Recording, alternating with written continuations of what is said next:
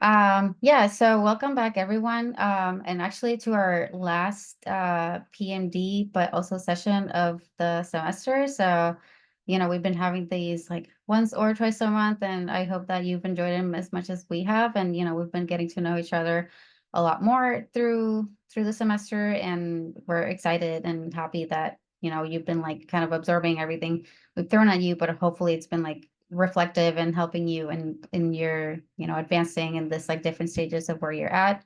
And so today's we're going to be kind of talking about the personal narratives, but we're definitely going to be sharing a lot with each other. And um I you know I know that you all enjoyed Liz's workshop, and that we got to talk a lot about your different narratives and kind of like the challenges that you face, the challenges of writing and talking about yourself. And also towards the end, we talked a lot about accomplishments. And I think that's something that we want to focus on a lot today, and like the way that we give each other feedback and under reflections. And so before we actually super dive into all of that, we did want to ask you, what are your plans for the holidays? If any of you want to unmute and share or type it into the chat.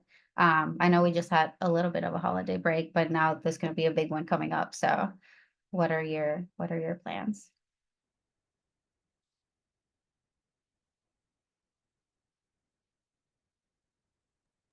I'm going to be visiting my partner's family in Calgary. And as someone who was raised in Texas, I am terrified of what it means to be in the cold. So I am preparing. I don't own a coat because I don't need one in Galveston. So I have to buy a coat for the first time.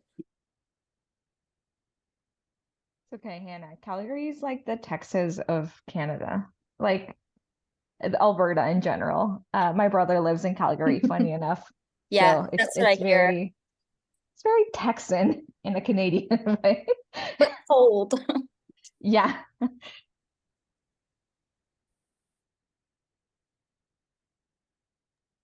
What about you, Sophia? Are you doing anything for the holidays? Yeah, we're going to my husband's family uh in Iowa. So my mother's kind of upset because she's had Christmas probably the last 3 years. And so she's like, "Oh no, finally I don't have Christmas." I'm like, I don't know what to tell you. This gets complicated once you have in-laws. I'm for sure gonna go visit my family there in Oceanside. My parents are in Oceanside, so lots of like cooking. My favorite room is always a kitchen, so I'll probably, if I'm not helping cook, I'll just be sitting there munching the whole time.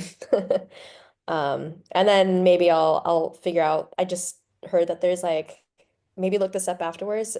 Travel Tuesday. There's lots of really good deals. I think if you buy flights today specifically, I don't know the parameters, but I'm gonna look it up later and maybe, I don't know, do like a random unhinged trip somewhere. Maybe I'll go to Puerto Rico. I don't know. Yeah. We can definitely give you good recommendations. Yes, I please. heard this Tuesday thing. My parents just um, bought tickets today to go to Colombia for Christmas because sadly, we're not going to go down to Puerto Rico this year. But they heard from the son of a friend that today was the day to buy tickets. I didn't know that, so thanks for sharing that. I'll look up, I don't know, something.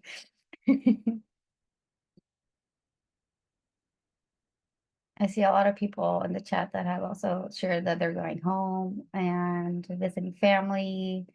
And some of you, Edwin, will be writing his thesis. That's great. You need to get that done. So, that's you got to do what you got to do, and then you can enjoy it after. And some Disney editing. That's great. Oh, thanks for sharing. Wow, I love it. Yeah. Well, I yeah, I Can I will be share one actually. thing, Yeah, please. Erica? When I was in grad school, this was a strategy I used to like keep myself going, particularly when experiments weren't working, like the slog of the third and 4th year, was just to, center on upcoming event, whether a trip to Puerto Rico or a visit from my family or like a concert I was going to. And that like just helped me move through the weeks, just thinking that that was in the horizon. So hopefully your plans will be that kind of beacon and light at the end of the dark winter tunnel.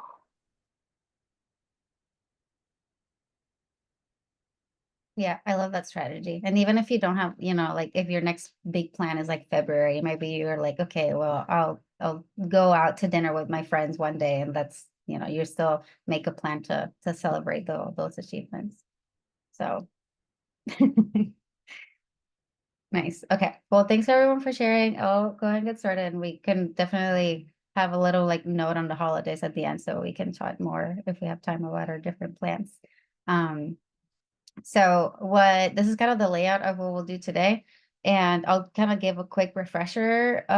It'll be like 3 slides on kind of why we're doing this session and kind of like why we chose like a cover letter per se. I know that's kind of something that came up in the workshop that Liz gave. And so we want to kind of address that and like give you different examples of, and, talk a little bit about the feedback that we'll give each other. And then we're going to have a big breakout session that we're going to use to reflect and discuss with your peer mentor. And then after that, we'll come together, have a little group discussion. And then we'll have a second session where you're actually going to give each other feedback, but we're going to pair you with a different mentor. So we want you to have these like more like first impressions on your materials. And after that, we'll just tell you about what's coming up next and talk more about Christmas, because why not? And so let me make myself small. So what we want you to do for this session, and kind of like the whole perspective from Giovanna and I of the personal narratives, is that now we want you to brag about yourself productively. And we want you to do that in a written form. And that's kind of what we've asked you to do, one of these 3 products or documents per se. So in the bragging productively about yourself, we wanted you to think like, who am I? What have I accomplished? What's my background? And that was all part of this exercise that we did with Liz. It was like thinking about the things that we have had that are challenging. We talked about, like our names and the places that we come from. And at the end, I like the way we finished, because we finished thinking about accomplishments. And that's a good note to then start typing into these documents that you're going to have to communicate to other people. So for the cold email today, if you haven't done this so yet before the breakout session, you can share this document with your peer mentor. And it's going to be one of these 3, right? So we told you to either do a cold email. So this is going to be something like you're reaching out to a potential collaborator, you're reaching out for information about maybe like a course that you want to take, like a Cold Spring Harbor course or some grant. So this is going to be a way that you introduce yourself and then you ask for something.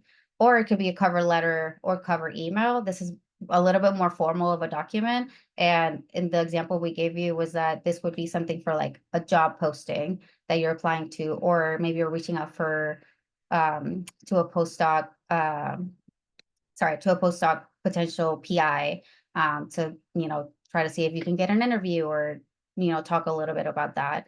Or it could be a profile summary. And I like the idea of introducing a profile summary, because this is more like it's very useful, and the way we linked it, I think the example we gave was that using your LinkedIn profile, or maybe if you have a website that you've been working on, this is like the chunks or the sections of that profile that you want to input into your website or your LinkedIn.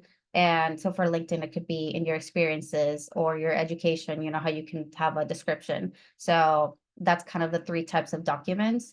And although they're different audiences that these 3 may have, they do have common threads that you can use for any future job opportunities. And so some of those are that they have a purpose. I know this might be a little bit hard to grasp, because maybe this is a hypothetical example that we ask you to write, but they will have a purpose, and its purpose-driven communication.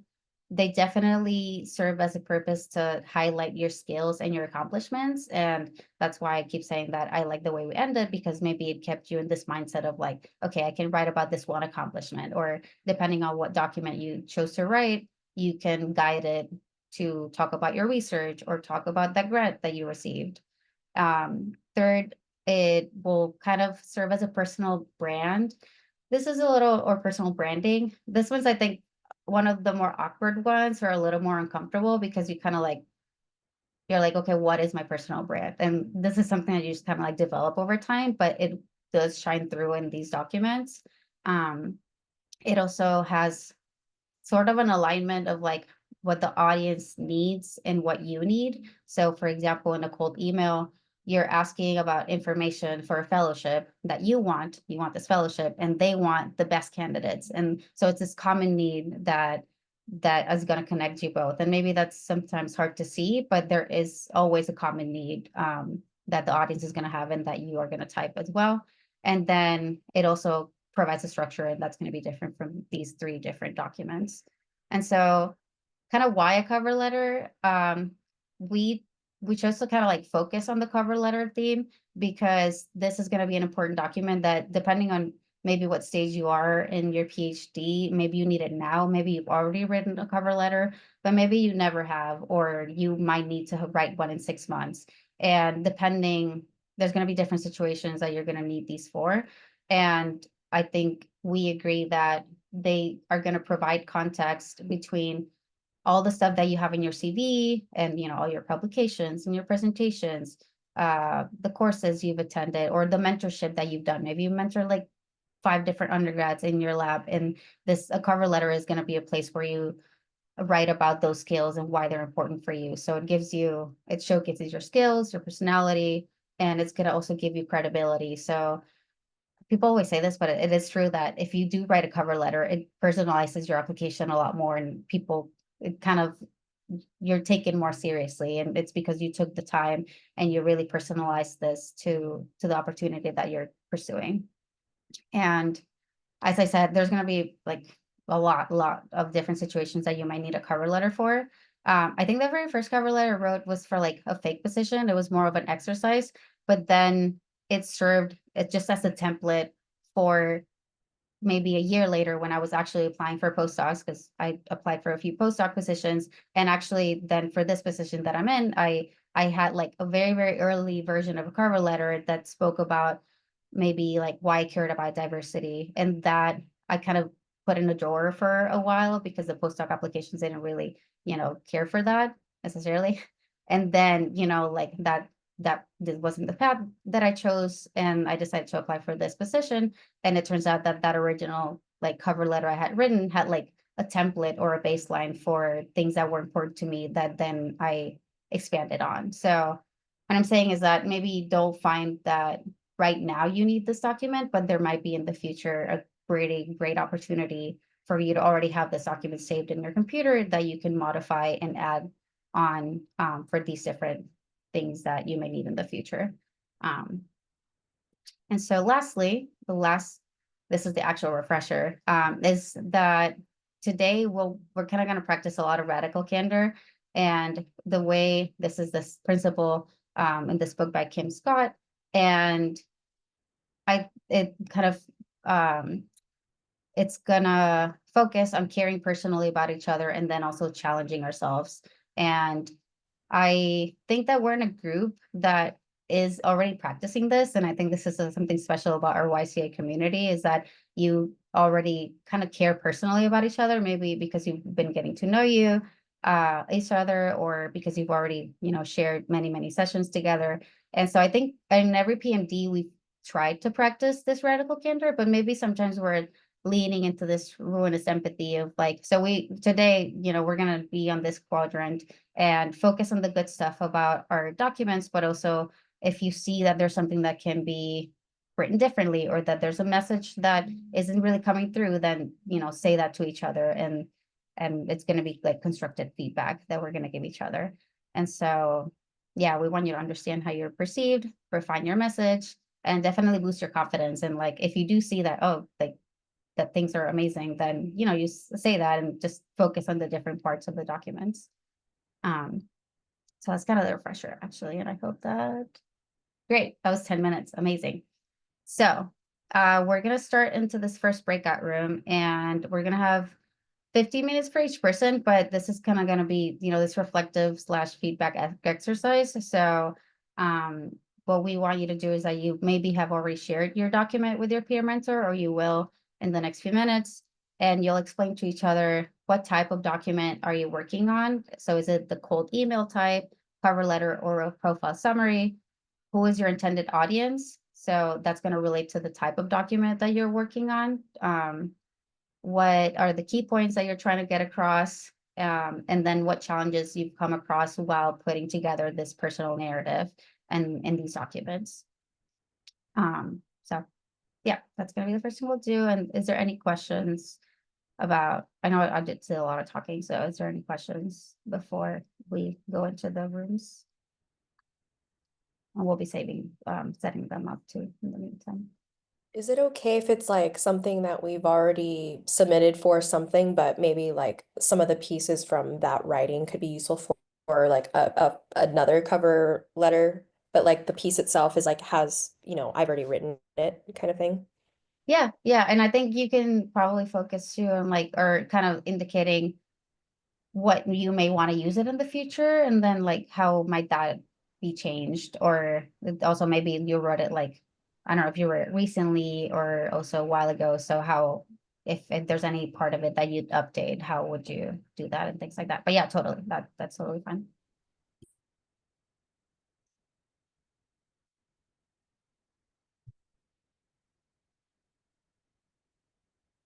So I'm gonna stop sharing and then also type these into the broadcast so you'll have it. I'll put them in the chat as well. Great. But the rooms are ready. Okay, great. Okay. All right, guys, we'll see you in 30 minutes.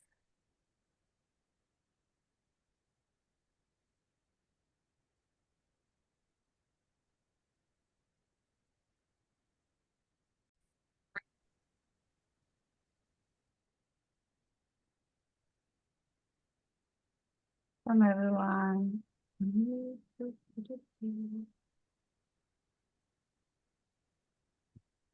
So, how was it?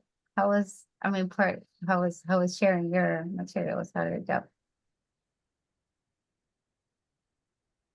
Good. I think me and Hannah and I talked about like different parts of our identity, and I had a question about it actually. Yep. A couple weeks ago, my advisor wanted to nominate me for like a disability fellowship or a disability something council or something, and she told me to send her my CV, and so I did send her my CV, but then I realized that I have nothing on my CV that really speaks on behalf of my identity as a disabled individual. And so I'm like, on a formal document like a CV, how are you supposed, like, I don't know how to approach the conversation of diversity, equity, and inclusion and our identities in a way that won't be discriminating. Because like a disability is very much like, yes, it's inclusion and equity, but it can also have negative repercussions a lot of the times, and people don't know how to deal with disabilities of other people because there's just so many kinds and different, so I was always wondering about that ever since my advisor told me to send her my CV and so she can send it to the organization. Like, yeah.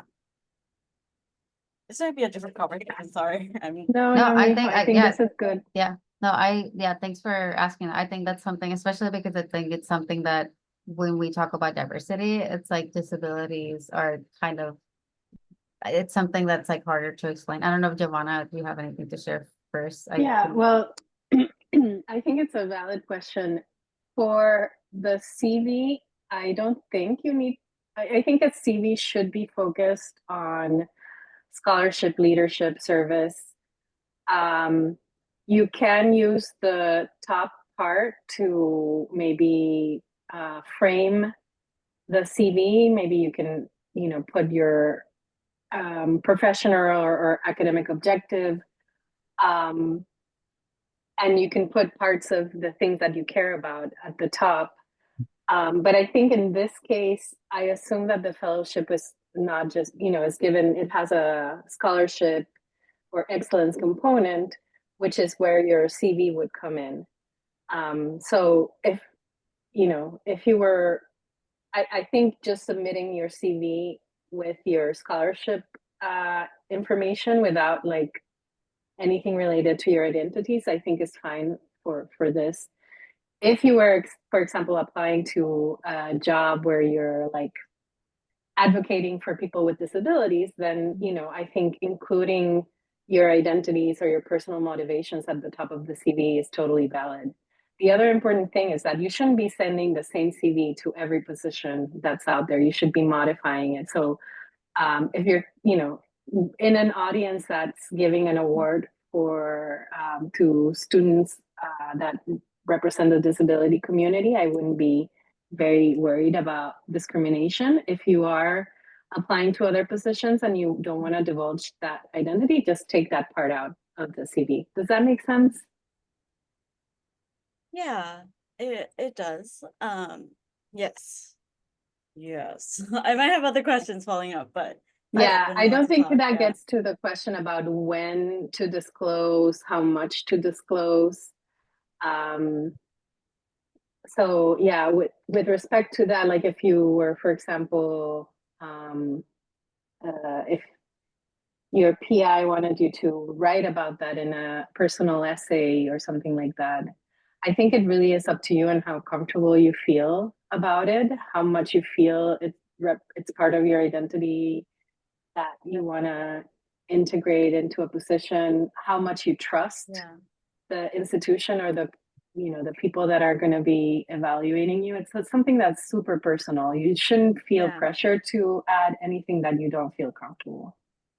Okay. Well, like my work has never surrounded my disability identity for a while, since it was such a like I come from a very non-disabled family and a very non-disabled background, and there was no one like me growing up. So it was like there was no place to talk about it. And so growing up and going through my undergrad studies and part of my master's studies, like it's never been a part of, I guess, my educational identity, except until like my PhD actually. So I just never really knew how to disclose it without the fear of um like prejudice, and to talk about it in a productive manner. And like, yes, I think like applying to, you know, positions that have to do something with disability, or, they're looking for perspectives of those who are disabled, I think disclosing it is fine. But like in other professional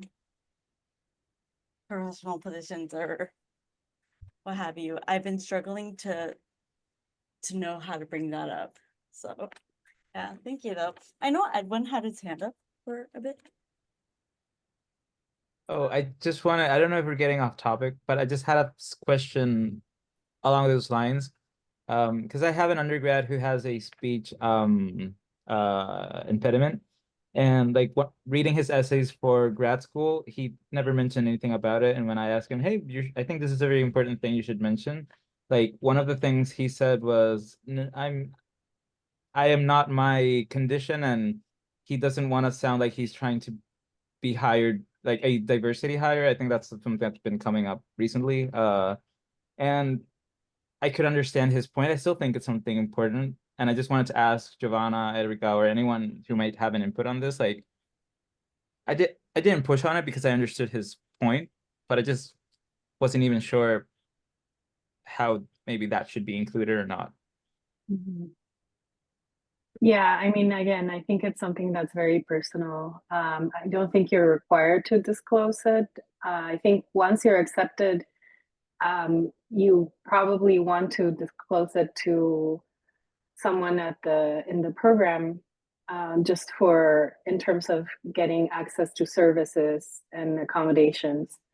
But I Yeah. don't, I don't think anyone should force you to disclose it. And then the question of whether or not it represents who you are or it's something that you want to highlight in your application, again, for your mentees, that's something that's very personal. Some people will want to talk about it and see it as something that they want to highlight, and other people no. But yeah, I think, it's up to each one of us to make that decision. Yeah, and I think Erica, were that you gonna say? yeah, I think it like it's like Mio said, like maybe for her before it hadn't become like part, and maybe now you're still like, figuring out how much of your identity that is, but maybe like over time, different parts of you feel like fulfill more of your identity. And at least for your mentee, maybe they'll like decide to, yes, talk about that later in some other context.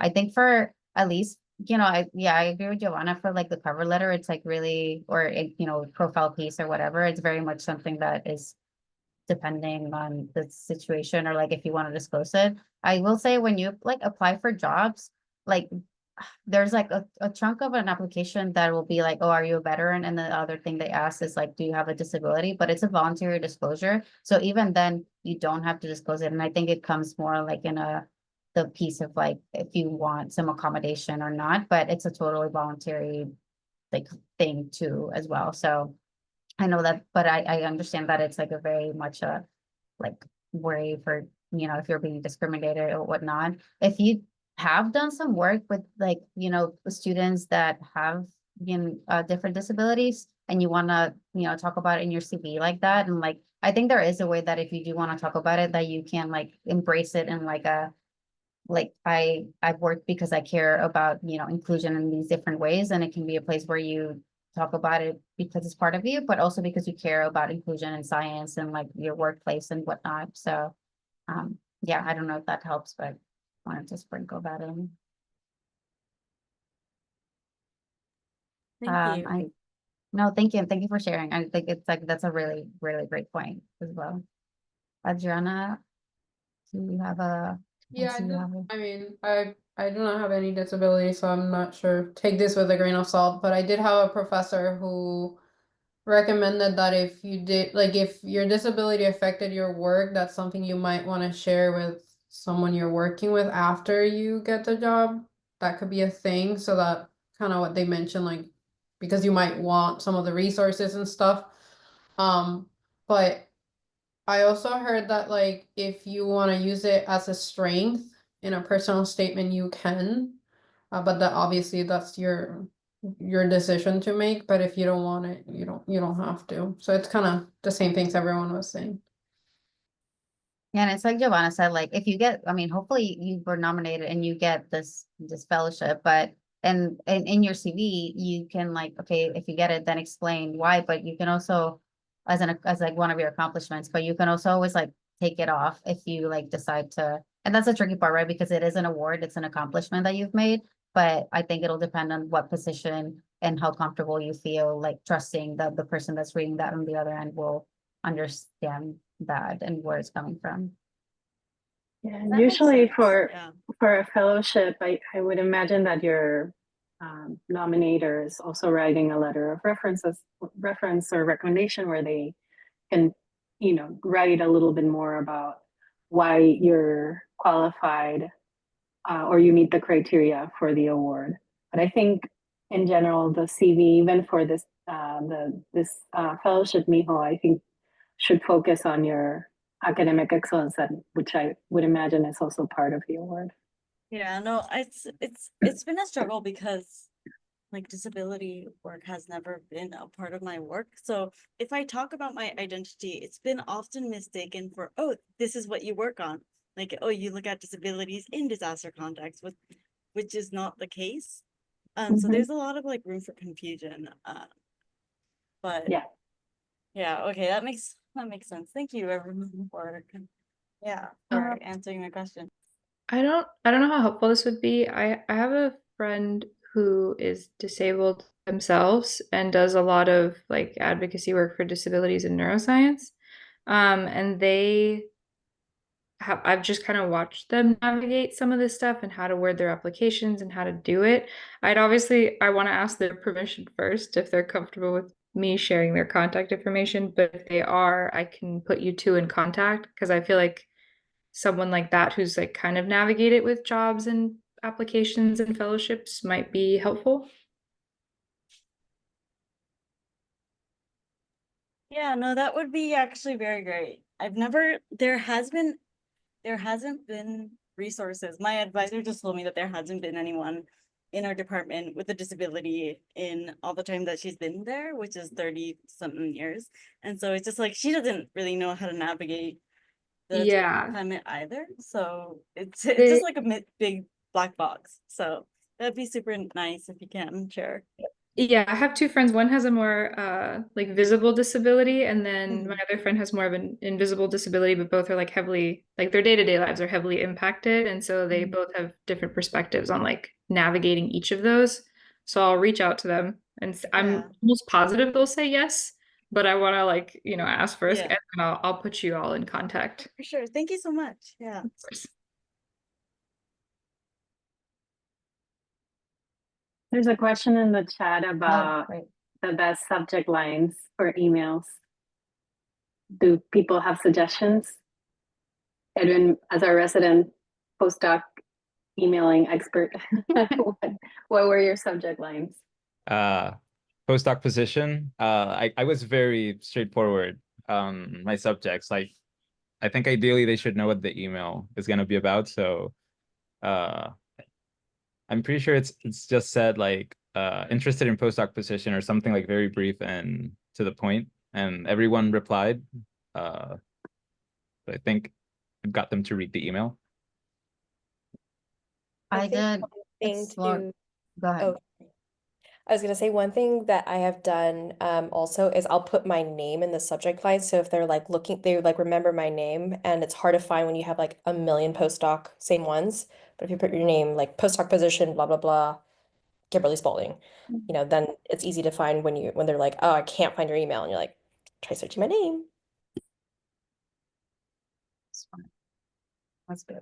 I Guys. think, go ahead, Selena. Oh, I was just saying thank you. Thanks.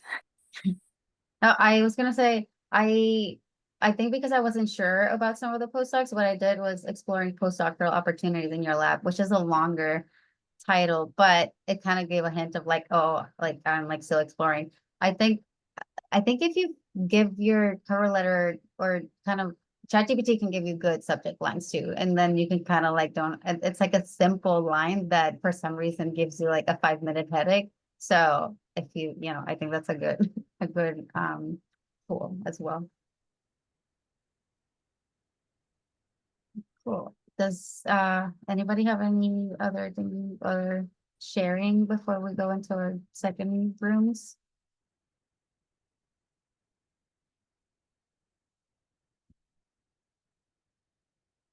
Okay, let's go. Thanks, and thanks for all the questions. I really love that we got into the topic of like the different like disabilities or how to like express your identity in the different documents. I think that can be very challenging. Oh, you guys need to keep talking because I spaced out and didn't create Oh, that's fine. the new I'll kind of go and explain the do you have the table? Yeah, I do. Yeah, I do. okay, great. Let me see, where did I put the presentation? Actually, where did I put it? Sorry.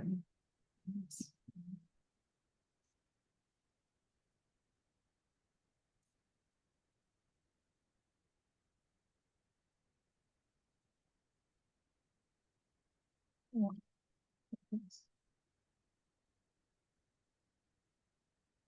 Okay. So, great.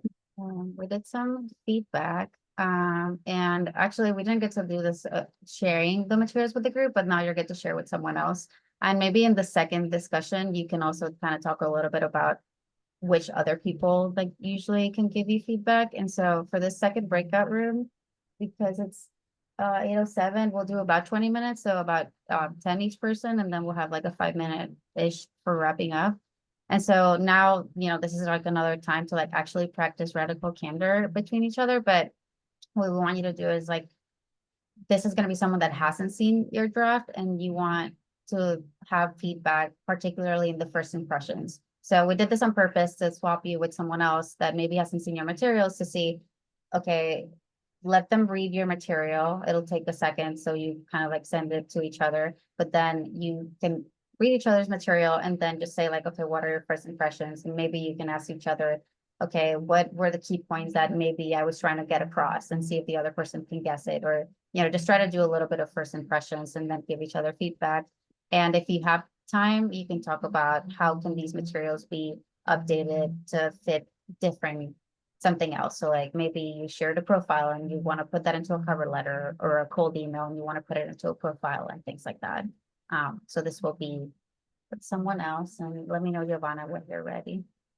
I'm ready. Okay, great. So we'll put this in the chat again, and you should feel free to go in the breakout rooms. All right. See you soon.